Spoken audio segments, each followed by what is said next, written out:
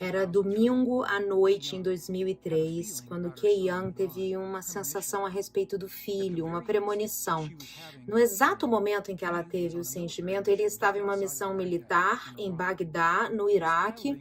Ele estava pilotando um helicóptero que havia recebido tiros. Eu quero compartilhar com você em suas próprias palavras exatamente o que ela sentiu e ela compartilhou nas entrevistas posteriores. Ela disse: eu tive uma sensação, um sentimento de mãe, eu senti que o Ron estava lá comigo, eu senti como se ele estivesse lá me abraçando. Pouco depois que ela teve o sentimento, os medos foram confirmados, bateram à porta dela, uma visita de um militar disse para ela o que ela não queria ouvir, que o helicóptero do Ron recebeu tiros e ele e outro piloto estavam desaparecidos. Ninguém sabia onde eles estavam naquele momento. Somente no noticiário, depois, naquela mesma noite, de uma estação do Oriente Médio, que ela viu a filmagem do filho e o outro piloto haviam sido capturados. A boa notícia é que estavam vivos. Quando a Kay viu aquela filmagem, ela disse: eu sabia, disse 3 vezes, porque a intuição dela estava bem certa. Ela sabia que o filho estava com problemas mesmo antes de terem dito para ela. A pergunta é como que ela sabia? O que é que transmite a informação das pessoas que amamos acontecendo em outro lado do mundo, em outro lugar do país, em outro lado do planeta? E o que dentro de nós recebe essa informação de uma forma significativa que possamos interpretar como uma mensagem, da forma que interpretamos? A boa notícia é que a história do Ron tem um final feliz e uma das missões mais ousadas da guerra, o Ron, bem como outros 5 outros soldados, foram resgatados em abril do mesmo ano, todos reunidos com suas famílias. Quando a gente ouve histórias como a do Kay e do filho Ron, e a gente tem essas experiências também em nossas vidas, o que é que está de fato acontecendo? A gente fica tão acostumado com a experiência, mas a gente considera como que essa experiência está se desdobrando, o que é que nos permite estarmos em uma profunda conexão com alguém que amamos que está tão distante? Bem, você já sabe a resposta, porque os cientistas determinaram, como vimos no último episódio, no primeiro episódio da série, quando 2 coisas se conectam em algum momento fisicamente, apesar de se separarem fisicamente, energeticamente ainda estão conectados. Essa conexão é um entrelaçamento. Ron e a mãe estão entrelaçados, assim como você e a sua mãe, eu e minha mãe, e nós e as pessoas que amamos. Esse entrelaçamento permite que tenhamos conexões e interações em um nível muito sutil. Mas às vezes a gente desconta isso, mas às vezes tem um papel muito poderoso em nossas vidas. Bem, essa primeira regra da matriz divina, essa é a regra que nos diz exatamente por que essa conexão acontece. Eu vou reiterar. Quando algo, em algum momento, é unido, mesmo que depois se separe, fisicamente, energeticamente permanece conectado. Essa é a primeira regra da matriz divina. Além do entrelaçamento, tem um segundo princípio na divina matriz que permite esse tipo de experiência de acontecer também. E eu quero compartilhar essa regra da matriz de uma perspectiva poética do William Blake. Ver o mundo em um grão de areia e o céu em uma flor selvagem, ter o infinito na palma da sua mão e a eternidade em uma hora. O que o William Blake está nos dizendo aqui? Ele está descrevendo, de uma perspectiva poética, a segunda regra muito poderosa da matriz divina. A matriz divina é holográfica e o William Blake está falando conosco sobre um holograma. Eu sei que o termo holograma é uma palavra comum que ouvimos com frequência, mas as pessoas usam de formas diferentes para descrever coisas diferentes. Então, eu quero ter clareza precisamente em relação ao que é um holograma. Muito bem, a definição de um verdadeiro holograma é que para cada parte de algo, nessa parte esse algo é refletido. Vou compartilhar de 3 diferentes formas para que você tenha 3 diferentes perspectivas do que quero dizer com isso. Em episódios anteriores do Missing Links, eu compartilhei um exemplo de um marcador de livro. Na década de 80, havia muitos marcadores de livros holográficos e estavam sendo famosos na época, modinha, e tinha esses marcadores de livros super legais, golfinhos pulando sobre pirâmides, sobre a Ave Maria, uma rosa totalmente florescida, e eram holográficos. Quando você botava sob a luz, parecia que estavam assim pulando da sua mão. Num verdadeiro holograma, eu vou dar o exemplo do marcador do livro, mas depois eu vou aplicar isso aos nossos corpos e vou aplicar isso ao cérebro e vou aplicar isso ao universo ao nosso redor. Diferentes perspectivas, a gente aprende de formas diferentes e é por isso que é importante termos diferentes perspectivas. Num verdadeiro holograma, o que acontece é o seguinte: você pode pegar um desses lindos marcadores de livros holográficos, cortar em 1 milhão de diferentes pedacinhos e em cada um desses milhões de pedacinhos, se você colocar no microscópio, se for verdadeiramente um holograma, no microscópio você vai ver toda a imagem reproduzida naquela fração, porque a fração sempre tem o todo. É disso que o William Blake estava falando do grão de areia. Então, quando nós vemos essas imagens holográficas, esses marcadores de livro, por exemplo, o que eles estão dizendo é que estão nos lembrando de um princípio que nos permite funcionar nessa matriz da forma que Kay e o filho fizeram, como descrevi, através da intuição. Bem, não foi até a década de 90 quando esse princípio holográfico foi além dos marcadores de livro. Os cientistas começaram a entender que isso se aplica aos nossos corpos também. O princípio holográfico nos dá uma ideia do porquê que a mudança no seu DNA pode ser refletida no seu corpo com a celeridade que é refletida. Pensa nisso, o corpo médio tem mais ou menos 50 trilhões de células. 50 trilhões de células que tem o DNA contido. Isso é uma pessoa média. Se você fizer uma mudança em uma célula e essa mudança tivesse que ser refletida célula por célula por célula, do corpo inteiro, para refletir o corpo inteiro, pensa em quanto tempo ia levar. 50 trilhões. Se levasse só 1 segundo para cada uma dessas 50 trilhões de células refletirem essa mudança, não precisa fazer a matemática, eu fiz a matemática, levaria 1.585.600 anos para uma mudança no seu DNA ser refletido no corpo inteiro. Mas você sabe que não é assim que acontece, né? Quando nós recebemos uma vacina, por exemplo, acontece muito rápido que o nosso corpo começa a refletir aquilo que está acontecendo naquela vacina. As nossas células são modificadas e é por conta justamente desse princípio holográfico. O nosso DNA é holográfico.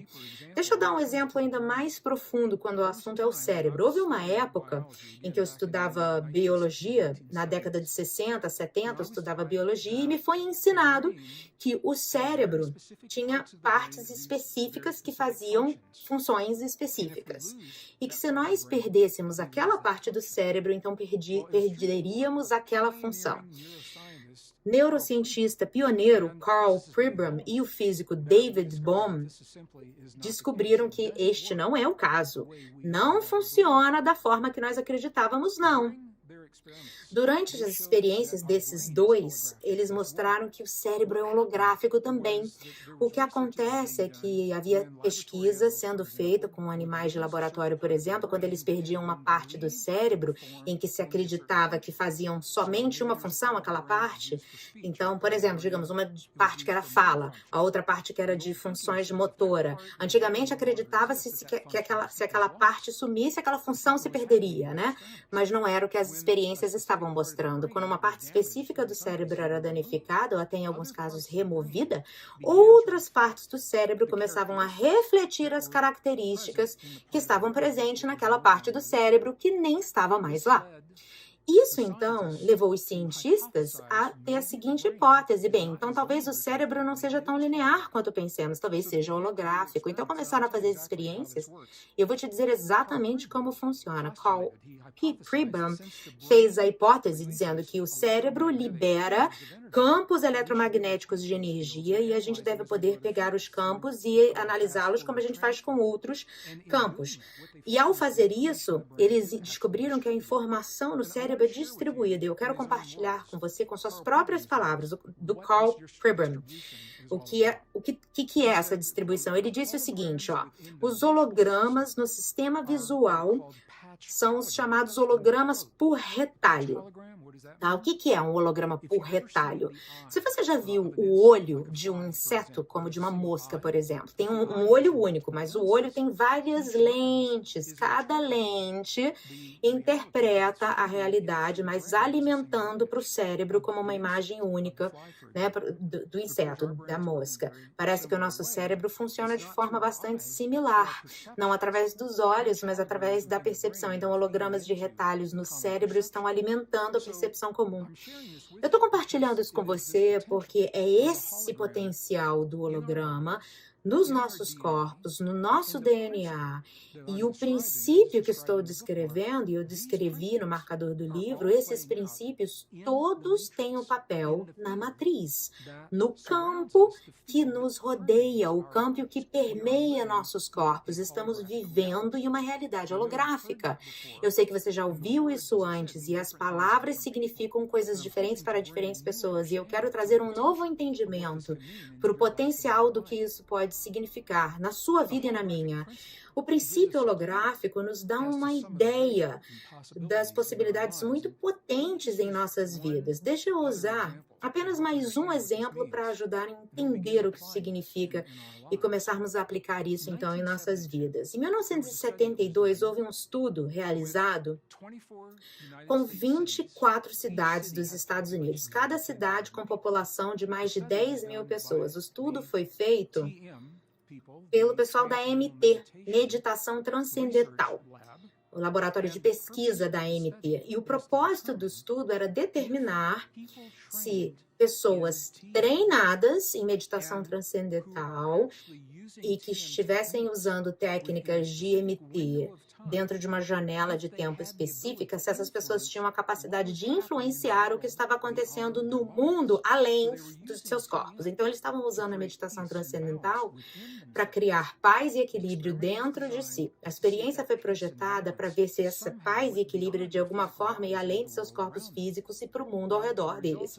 Bem, os resultados do estudo são impressionantes. Mostraram que durante aquela janela de tempo, quando aquelas pessoas que foram treinadas na prática da meditação transcendental, quando entravam, então, em estados meditativos, estatisticamente significativo, houve mudanças no mundo, uma queda em visitas ao hospital, crimes, declínio em número de crimes, mas o que é importante é o seguinte, quando eles paravam, as estatísticas voltavam ao normal. Esse entendimento, e a gente está falando de um princípio holográfico funcionando no mundo, esse princípio é levado, então, a uma experiência ainda maior que foi feita no Oriente Médio durante a guerra entre o Líbano e Israel, na década de 80. Foi o projeto de paz internacional. Mesma coisa, o mesmo protocolo foi usado. Pessoas que haviam sido especificamente treinadas, especialistas em meditação transcendental, foram treinados numa janela específica de tempo para criar paz dentro de seus corpos físicos, criar paz através do processo de MT. E enquanto estavam fazendo a prática, no mundo ao redor delas, haviam resultados significativos em termos estatísticos. A atividade terrorista caiu significativamente, crimes violentos, crime contra as pessoas, visitas ao hospital, acidentes de trânsito, todos caíram. E quando eles pararam a prática de meditação, todas as estatísticas voltavam ao normal. Então, tem algumas coisas que eu quero destacar aqui a respeito desses estudos. Primeiro, mostra um princípio muito poderoso de que a paz que estava sendo criada tem menos a ver com algo que fazemos em um dado momento e mais a ver com algo que nos tornamos em nossa vida. A matriz, o campo, está refletindo aquilo que nos tornamos em nossos corpos. Se formos a paz por apenas uma janela de tempo, quando pararmos, vai parar de refletir no mundo ao nosso redor. Então, em vez de algo que fazemos, o convite é que a paz se torne algo que nos tornemos o máximo possível. 2. Matematicamente, o que os pesquisadores encontraram foi uma fórmula para quantas pessoas seriam necessárias numa área para facilitar essa paz. Então, a fórmula que criaram originalmente foi raiz quadrada de 1% de uma dada população. O número é bem pequeno. A raiz quadrada de 1% de uma dada população. Bem, o motivo que eu estou um pouco hesitante ao compartilhar essa informação com você é porque novos estudos agora foram além desse pensamento linear da raiz quadrada de 1% de uma dada população. Tem menos a ver com o número de pessoas e mais a ver com a qualidade da paz que está sendo criada nos corpos. E o motivo é por conta do princípio holográfico que eu e você estamos explorando agora. No holograma, um número relativamente baixo de pessoas pode criar uma mudança poderosa no holograma quântico como resultado da clareza do que quer que tenham criado dentro de seus corpos, a cura ou a paz que tenham criado dentro de seus corpos. E isso, então, nos leva à segunda regra da Divina Matriz. A primeira é que a matriz é entrelaçada, emaranhada. A segunda é que a matriz é holográfica. E o que isso significa é que no nível quântico, quando uma mudança é feita em um lugar do holograma, é refletido através de todo o holograma.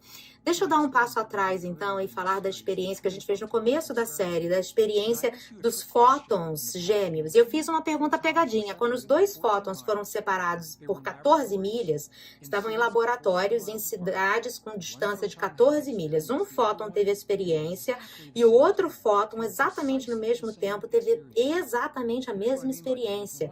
O que eu quero dizer com isso? Se um dos fótons foi dado uma carga específica, o outro teve exatamente a mesma carga. Se um fóton fosse forçado a ir num caminho em um sentido, quando dois sentidos eram disponíveis, o outro fóton escolhia o mesmo sentido, apesar de outro sentido estar disponível. E aí a questão era, como é que a informação foi de ponto A a ponto B? No último episódio eu compartilhei com você que não era assim, já estava lá, porque estão entrelaçados. E a segunda parte dessa resposta é por conta da natureza holográfica do campo que contém esses fótons. Quando algo está acontecendo em um lugar, no nível quântico, e essas são partículas quânticas, essa mudança é refletida em outro lugar no campo quântico. Então, quando o assunto é o nosso relacionamento com o mundo ao nosso redor, com o que agora sabemos que é essa matriz, esse campo de energia, houve duas perspectivas muito diferentes que os cientistas tiveram ao considerar a nossa relação com o campo. Uma das perspectivas foi a do Albert Einstein. Ele acreditava que nós éramos separados do mundo ao nosso redor e que tínhamos muito pouca influência no mundo ao nosso redor. E quero compartilhar com você, nas próprias palavras do Einstein, qual era essa perspectiva. Albert Einstein disse: nós vivemos em um mundo que existe independentemente de nós, seres humanos, que está à nossa frente como um grande enigma, parcialmente acessível à nossa inspeção e pensamento. E o Einstein foi ainda mais adiante, porque quando a física quântica começou a sugerir que, de alguma forma, nós temos dentro de nós a capacidade de influenciar o mundo além de nós, o Einstein cunhou uma palavra que acabou pegando na linguagem científica. Ele chamou isso de ação fantasmagórica à distância, a ação fantasmagórica. Ele tinha dificuldade com essa relação entre nós e o mundo quântico, o mundo ao nosso redor. O Einstein nunca conseguiu abraçar a possibilidade de que nós, de alguma forma, temos algo a ver com o que está acontecendo no nosso mundo físico. Bem, exatamente na mesma época que o Einstein tinha essa perspectiva, um amigo dele, um colega, trabalhavam exatamente com os mesmos dados, as mesmas equações, tinham as mesmas informações na mesma época, mas esse colega tinha uma perspectiva muito diferente. O professor John Wheeler também trabalhava na Universidade de Princeton, assim como o Albert Einstein. O Wheeler, ele sentiu que algo muito diferente estava acontecendo no seu relacionamento entre nós e a matriz. E eu quero compartilhar com vocês as palavras de Wheeler, muito poderosas. O que ele disse pode parecer senso comum no mundo de hoje, mas se você pensar, voltando a 1940, a década de 50, quando os cientistas estavam fazendo essas descobertas, para o John Wheeler ter tido a força e a coragem de falar na comunidade científica o que vocês estão prestes a ouvir, na presença de um mundo que não suportava, não apoiava, nos dá insight do homem poderoso que ele era e de quão poderosos são os seus insights até hoje. Ouça o que ele falou. Ele disse o seguinte: a gente não poderia nem imaginar um universo que não nos contivesse como observadores. Porque os elementos básicos do universo são atos, resultados de nós observando esse universo. O que ele disse segue a citação. Nós somos parte de um universo que é um trabalho em progresso. Somos pequenas partes do universo olhando para si mesmo e construindo a si mesmo. Nós vivemos no que ele chamou de um universo participativo. Eu amo isso. Nós vivemos em um universo participativo.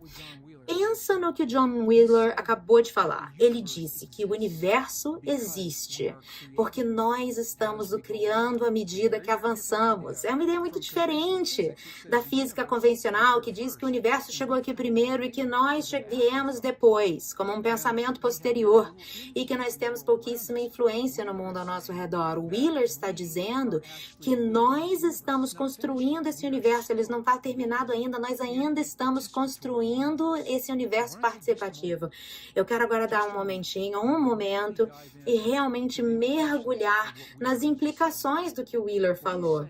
O que ele está dizendo é que nós provavelmente nunca encontraremos a menor partícula do mundo. A partícula que estão buscando, ele disse, provavelmente nunca encontraremos isso. Ele também está dizendo que provavelmente nunca encontraremos a borda do universo que está além. Nós estamos construindo máquinas, telescópios para olhar além e além e além, a borda e além do universo. Ele está dizendo, a gente nunca vai encontrar. E o motivo é o seguinte: ele está dizendo que o simples ato é o ato de você e eu olharmos, espiarmos o universo com a expectativa de que algo existe para vermos, que é um ato de criação em si. Então, o ato de espiar, de espreitar, procurando a partícula menor de matéria com a expectativa de que algo lá sempre vai colocar uma outra partícula para vermos, é exatamente o que está acontecendo.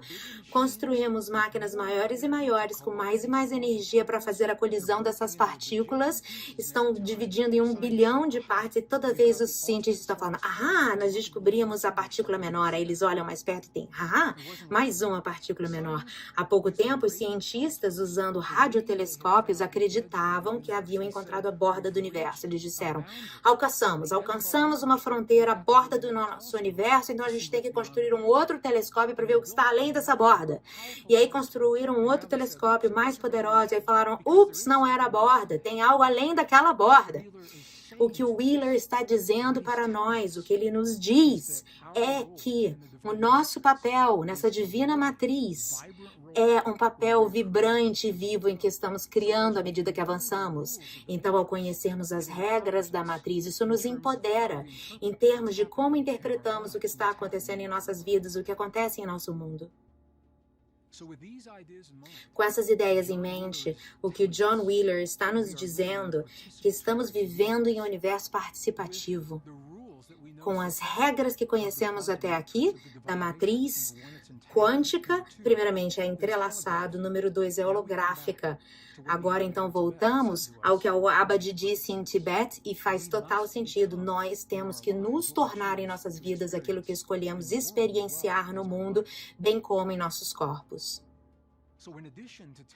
Então, além de nos falar como que essa matriz, como que esse campo está recebendo informação de nós, as novas descobertas também estão nos dizendo como nós recebemos informação de volta do campo. Em todo momento, de todo dia, você e eu somos parte dessa conversa que está se desdobrando. É uma conversa de mão dupla.